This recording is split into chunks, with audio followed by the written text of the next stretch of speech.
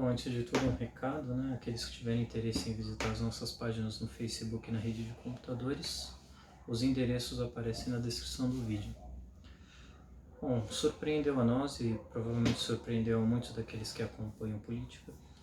Os debates eleitorais foram promovidos pela Rede Bandeirantes, no marco de um aprofundamento do controle policial sobre a sociedade em escala nacional. Esses debates eles acabaram atraindo aí um setor da esquerda, do movimento popular, que espera ver refletidas as suas insatisfações e indignações com o governo federal, com os governos de estado que atacam o funcionalismo público, que tem uma política, na melhor das hipóteses, omissa com relação aos trabalhadores da iniciativa privada, que permite que eles sigam trabalhando ao bel prazer dos seus patrões.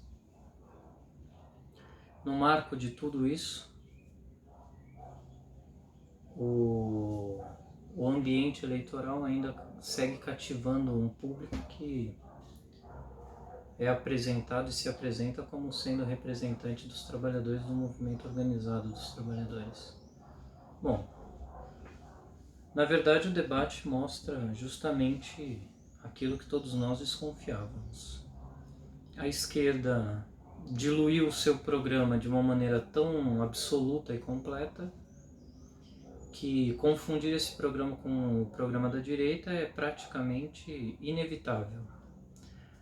Apenas um caso que simboliza isso é aqui em São Paulo, o candidato bolsonarista Celso Russomano e o candidato do PSOL, Guilherme Boulos, o mais bem colocado candidato da esquerda nas pesquisas eleitorais.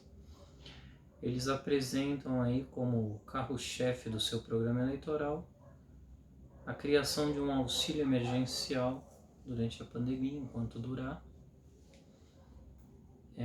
estadual, quer dizer, municipal. Bom, na verdade eles estão dizendo que vão fazer aquele mínimo que o Bolsonaro quer deixar de fazer e que não quis fazer desde o princípio.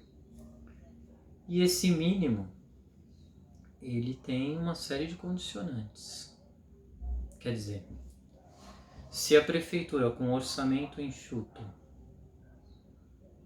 com pressões de todos os lados para que esse orçamento seja suficiente para garantir a remuneração dos credores das prefeituras, ele permitir que se implemente algum tipo de auxílio na cidade, seguindo todas as regras convencionadas, e aqui cabe dizer convencionadas pela direita e pela esquerda que tem representação parlamentar. Ou, se nós preferirmos aqui ser mais precisos, pela esquerda reformista. Eles vão ter que abrir mão de alguma outra coisa, eles vão ter que ceder em algum outro lugar. Talvez o que o Guilherme Boulos queira dizer é que o governo dele, um eventual governo dele, será uma reedição dos governos do PT e da vice-candidata na sua chapa, Luiz Erundina. Um governo de contenção de despesas. Um governo que esteja alinhado com aquele que é o objetivo central da burguesia, garantir que as prefeituras, os governos de estado, a União, gastem o mínimo possível, enxuguem o quanto for possível o funcionalismo e garantam aí a sanidade financeira do setor privado. Bom, essa é a política da burguesia, mas qual é a política do Boulos? Em nenhum momento aparece nenhuma proposta de enfrentamento aos empresários, aos capitalistas, aos patrões que obrigam seus funcionários a trabalhar. Isso não é, claro, uma exclusividade aqui de São Paulo. Há casos, inclusive, mais aberrantes, como o caso de Belo Horizonte, da Áurea Carolina, candidata pelo PSOL, como o caso do Rio de Janeiro, os dois candidatos, né? Benedita da Silva e Marta Rocha pelo PDT, Benedita da Silva pelo PT, nem falar da candidata Renata do PSOL, que também não é uma candidatura marginal. Bom, seja como for, a proposta de enfrentamento da grave crise que esses candidatos apresentam como sendo grave a ponto de caracterizar o regime político como um regime fascista, não os faz ao mesmo tempo definir uma política que permita a qualquer um vislumbrar uma saída para essa crise. Porque é claro, se as empresas privadas são as que produzem, inclusive os bens consumidos pela prefeitura, inclusive os equipamentos que servem aos hospitais, aos postos de saúde mantidos pelas prefeituras, se a arrecadação de impostos depende da atração de empresas do setor privado para os municípios, ora, é lógico, quem dá as cartas não é o município, não é o Poder Executivo Municipal. Quem define que política será implementada em relação, por exemplo, à quarentena, à manutenção de funcionários da iniciativa privada em quarentena, não é o governo municipal, claro. Se for um pré-requisito para que uma instalação fabril permaneça em São Paulo, que os trabalhadores daqui trabalhem todos os dias, de segunda a sexta-feira, enquanto durar a pandemia, é isso que vai acontecer, a menos, é claro, que se apresente como proposta, como programa de mobilização da população, a expropriação desses empresários. O controle ou estatal ou dos próprios trabalhadores sobre as fábricas que ameaçarem punir os seus funcionários ou encerrar as suas atividades no município em função da não adoção da política que é mais favorável para esses empresários. Bom, é claro, isso até seria, quer dizer, que isso passasse batido seria até admissível, porque faz parte da natureza dos partidos reformistas, que, diga-se de passagem, no caso brasileiro, nem sequer se pode dizer que são reformistas no sentido histórico do termo, porque eles são muito mais partidos de frente ampla com a burguesia do que propriamente partidos operários integrados ao regime burguês. PT, PSOL, são partidos recheados aí de uma retórica própria da classe média, que tem muito pouco a oferecer ao conjunto dos trabalhadores e que na verdade não se interessa tanto por isso. Porque a base eleitoral do PSOL não é a classe operária. A base eleitoral do PSOL são justamente os progressistas da classe média que se sentem de alguma maneira ameaçados pelo governo Bolsonaro, e mais do que isso, por uma onda cultural que ameaça a liberdade de expressão, não necessariamente políticas, não necessariamente de esquerda, mas que não estejam num estreito espectro aceito pela direita, aceito pelas entidades religiosas que dão sustentação político-programática à direita, ao governo Bolsonaro, etc.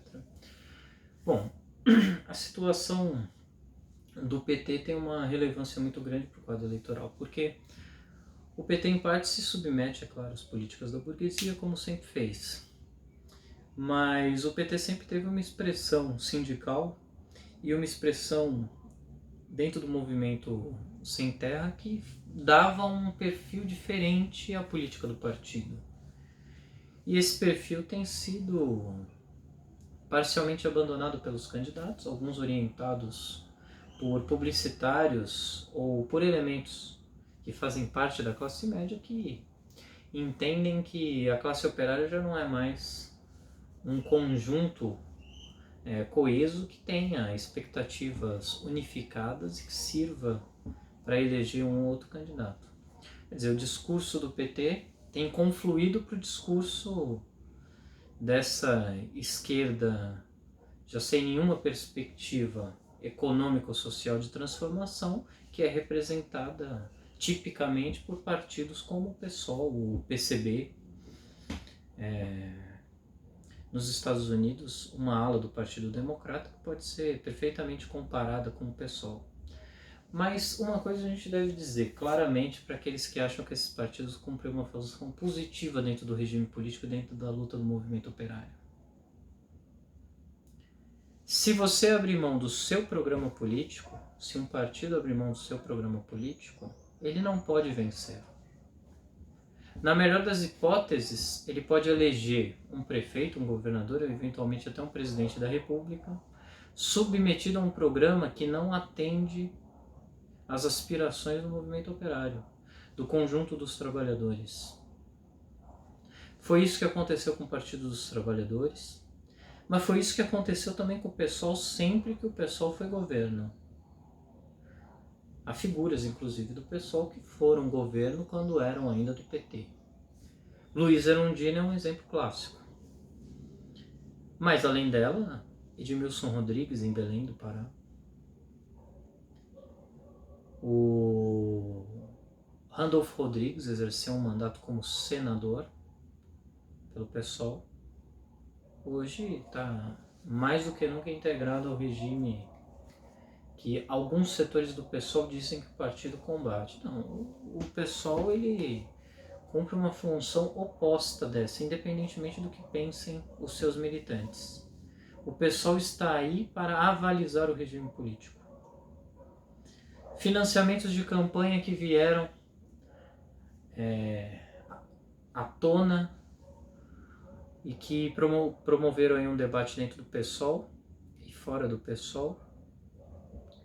Armínio Fraga financiando a campanha do, se não me engano, Wesley Teixeira, candidato do PSOL. Armínio Fraga, um neoliberal com livre trânsito nos canais da burguesia, um consultor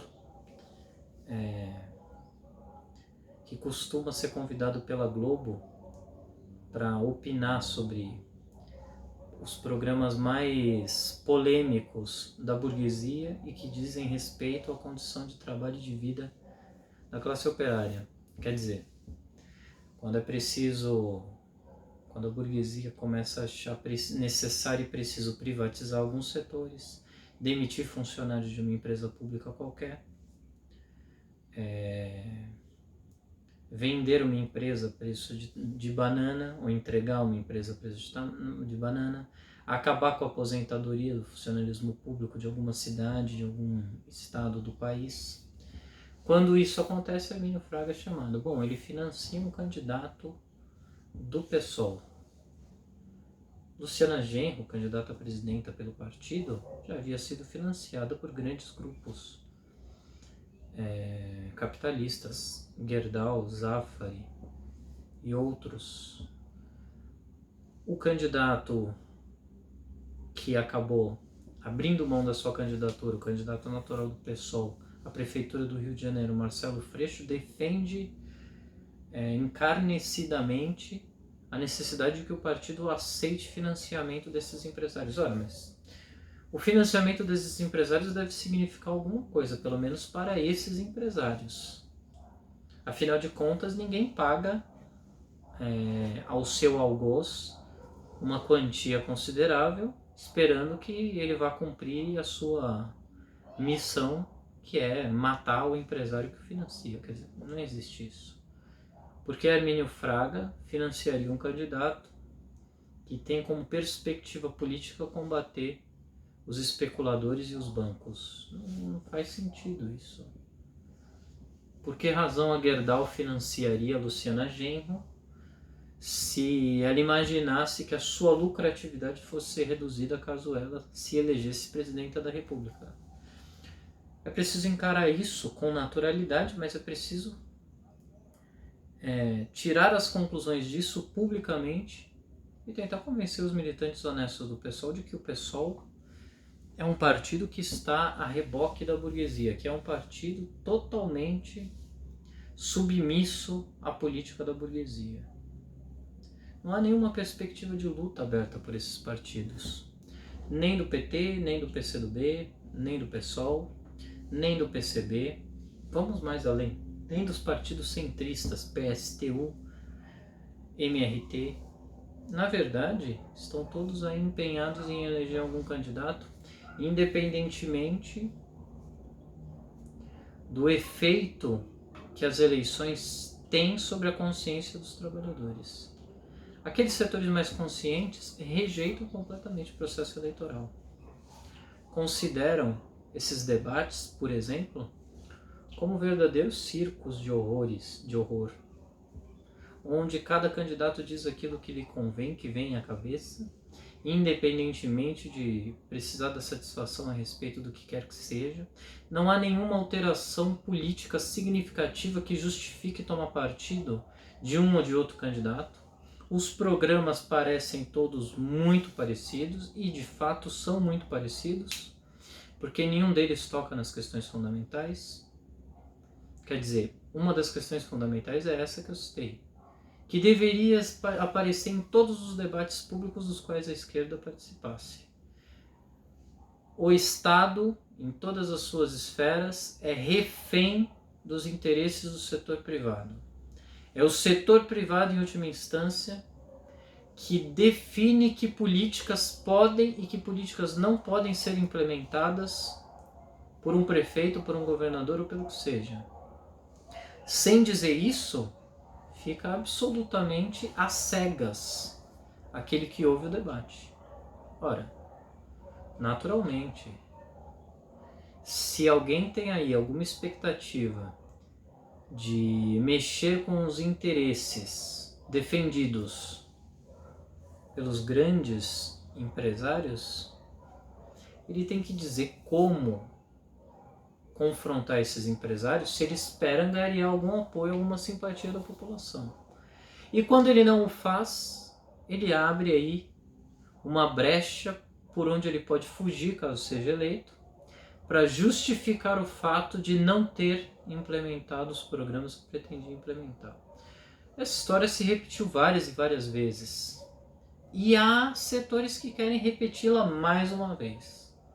Alguns usam o argumento personalista de que as pessoas envolvidas nos processos que frustraram as expectativas dos trabalhadores no passado eram pessoas que tinham uma série de defeitos de caráter, etc. E que agora não, agora se trata efetivamente de um conjunto de pessoas com comprometimento com as causas populares, etc. Mas não é o que nós estamos vendo. Qual é o comprometimento popular que um candidato a prefeito tem com os moradores sem teto de São Paulo, apresentando a gestão Luiz Erundina como tendo sido uma gestão revolucionária na cidade de São Paulo? Ora, quer dizer então que o problema dos moradores que não tinham, daqueles que não tinham moradia, foi resolvido minimamente durante a gestão Luiz Erundina? É claro que não. Não foram de jeito nenhum. Havia tantos moradores de rua proporcionalmente quanto há hoje.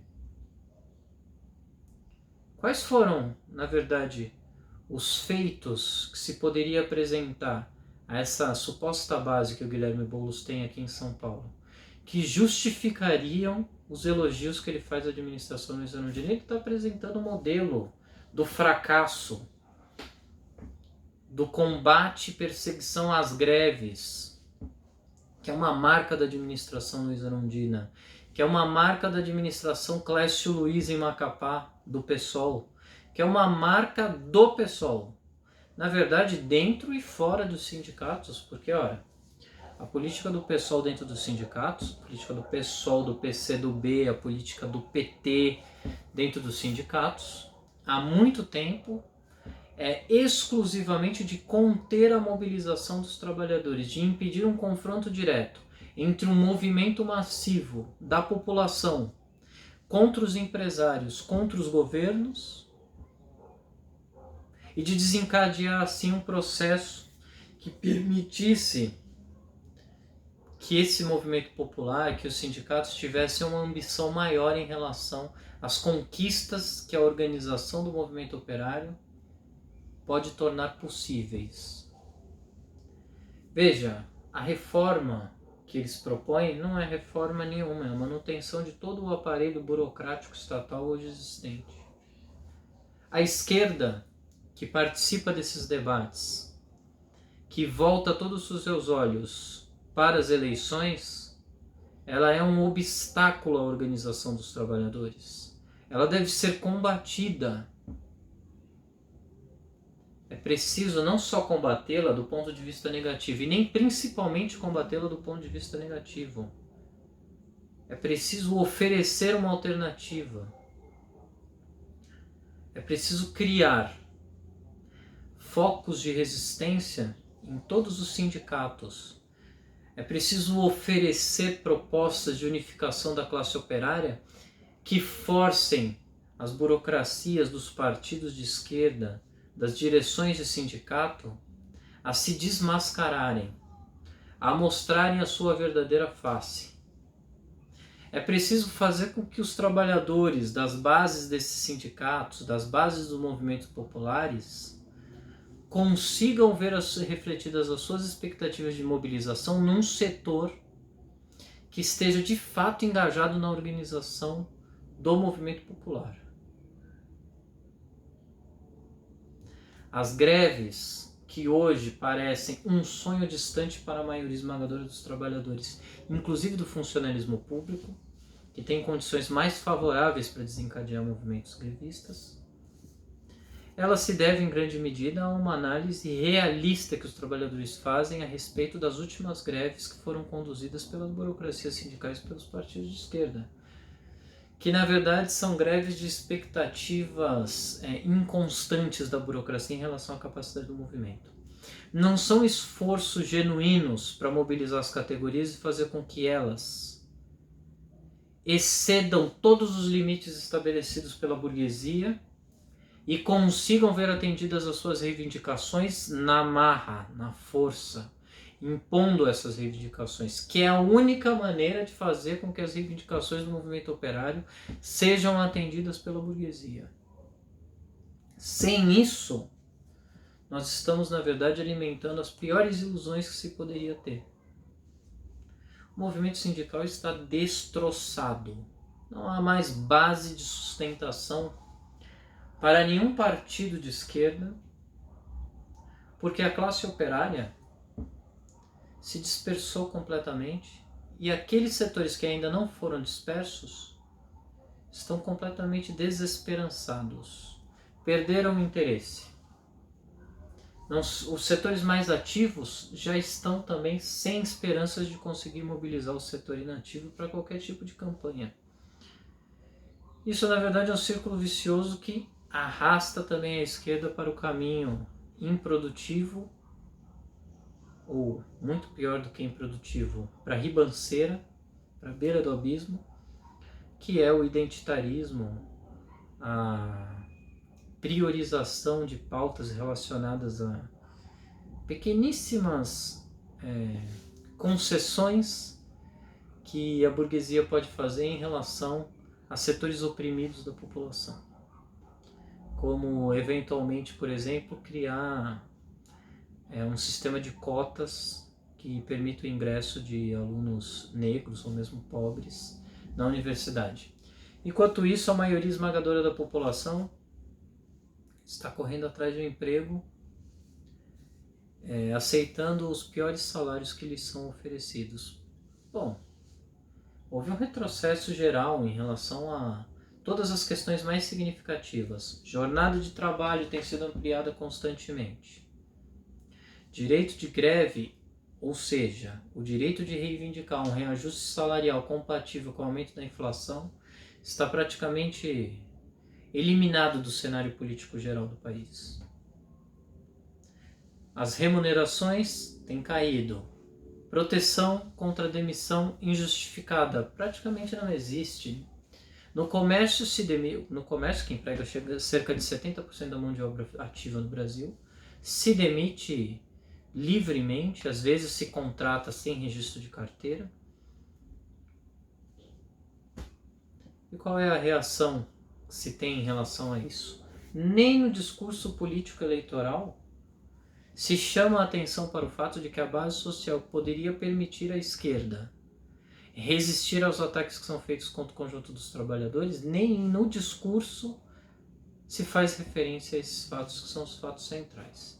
Em função de tudo isso, nós precisamos reforçar um chamado aos setores que veem criticamente a participação da esquerda nesse processo, para que eles tomem uma atitude positiva, para que eles se organizem, para que eles decidam fazer alguma coisa que garanta aos trabalhadores poder de reação contra essa avalanche de arbitrariedades que têm sido cometidas e que serão cometidas num nível muito maior à medida que a burguesia se sinta à vontade para desferir golpes mais contundentes contra os trabalhadores e contra a população em geral.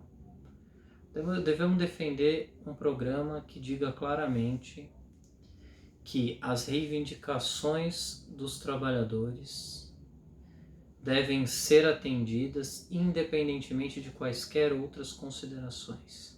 Que é preciso que os trabalhadores assumam a responsabilidade por produzir tudo o que é essencial e por gerir a produção disso. Que sem retirar o poder decisório da mão dos capitalistas, os trabalhadores serão sempre reféns desses capitalistas. Terão que fazer aquilo que os empresários disserem que é possível fazer no marco de uma competitividade que iguala Brasil e Vietnã e que obriga os trabalhadores brasileiros a se submeterem às piores condições de trabalho que há no mundo. É claro que a tendência geral do capitalismo é essa. Quanto maior a competitividade, os empresários tendo o poder de decidir onde e quando e como produzem, eles optam pelas condições mais baratas. E lançam os trabalhadores de regiões operárias tradicionais na miséria, como fizeram no norte da Itália durante as décadas de 80 e 90, como fizeram mais recentemente nos Estados Unidos, em Chicago, na região lacustre dos Estados Unidos e em outras regiões tradicionalmente industrializadas, Detroit, que praticamente entraram em concordata. Esse problema central está relacionado diretamente ao problema político, é claro. Os trabalhadores precisam ter uma ideia clara de qual é a solução política possível. A solução política possível certamente não passa por um acordo com a burguesia. Não passa por um acordo democrático, porque a democracia é isso que a gente está vendo. Quer dizer, a democracia. O capitalismo é isso que a gente está vendo. Democracia e capitalismo, que na verdade são sinônimos. Por quê? O significado popular de democracia é o povo participar desses referendos que são totalmente controlados pela burguesia desde o início. A difusão do conhecimento é controlada pela imprensa, pelas universidades privadas em geral. No caso brasileiro, mais do que no caso internacional, europeu, do primeiro mundo. A circulação, livre e trânsito de informações depende das plataformas, dos serviços que são oferecidos pelos maiores conglomerados capitalistas da informação, agência Reuters, BBC, etc. Bom, nesse ambiente, esperar que se possa reverter a situação atual, esperar que a consciência dos trabalhadores possa, por meio de grupos de estudo, criação de cursinhos populares, etc., toda essa sorte de medidas desesperadas que o setor da esquerda acha que é a fórmula do sucesso da transformação social. Não, a frase de Marx é a frase que deveria guiar o nosso pensamento a respeito disso. A ideologia dominante numa sociedade burguesa é a ideologia da burguesia. Com nossos métodos artesanais, com nossos recursos praticamente inexistentes, como nós poderíamos concorrer com a indústria cultural capitalista, com a Netflix, com a produção cinematográfica, com as grandes emissoras de televisão, com as grandes redes de jornalismo. É impossível, é uma loucura isso. É claro, é preciso fomentar uma imprensa que seja dirigida, escrita, que tenha os serviços técnicos controlados diretamente pelos trabalhadores. Sim, isso é muito importante, mas a gente tem que ter aí a noção clara de que só uma parte da vanguarda, mesmo num período pré-revolucionário, vai estar engajada nesse tipo de imprensa, ou vai ser leitor público dessa imprensa. A esquerda tem que defender claramente aqueles que são os eixos fundamentais da política de todos os que querem acabar com a escravidão do capitalismo, a ditadura do proletariado e a revolução. Essas são as palavras de ordem. Se o debate político se torna esse enfadonho escrutínio entre quem promete mais e quem é capaz de amealhar o maior apoio da burguesia para ter um financiamento suficientemente grande para alcançar os rincões do país. Se a gente aceita isso, então a gente aceita naturalmente que a degradação promovida pelo Bolsonaro é uma expressão da falta de consciência política do povo pobre, que muitas das vezes não tem acesso a nenhuma informação política. Zero. Seria um cinismo, e há um setor, inclusive grande, que acha justificado isso. Seria um cinismo responsabilizar a população por tomar escolhas equivocadas, quando a única escolha que parece possível e razoável aos olhos da imprensa que guia politicamente essas massas é justamente a desarrazoada solução, por exemplo, de dar poder político aos militares, a Bolsonaro, etc. Essa é a solução política que aparece. Uma última coisa para terminar. Em meio ao processo eleitoral, como era de se esperar, aqueles setores mais afeitos à democracia burguesa lançam aí todo o seu arsenal para impedir que o debate político vá além da discussão a respeito de qual é o melhor candidato e quem tem mais chances de fazer com que a direita perca as eleições. Veja, a gente tem que ser contundente a respeito disso. A gente deveria ter uma orientação geral que não permitisse tergiversar. Se a única esperança da esquerda fosse o terreno eleitoral, ou se essa fosse uma esperança, ainda que pálida, de impedir um mal maior, se essa fosse a esperança, esses setores que defendem a eleição com unhas e dentes deveriam nos explicar como se vai dar esse milagre de transformar candidaturas ultraminoritárias, que são as candidaturas da esquerda, nas principais capitais, ou não só nas principais capitais, em todas as capitais, situando-se Porto Alegre, como fazer com que a esquerda tenha alguma possibilidade de sucesso no terreno eleitoral nestas eleições de agora. Se algum deles conseguir responder, tudo bem. A gente, então, tem que fazer uma análise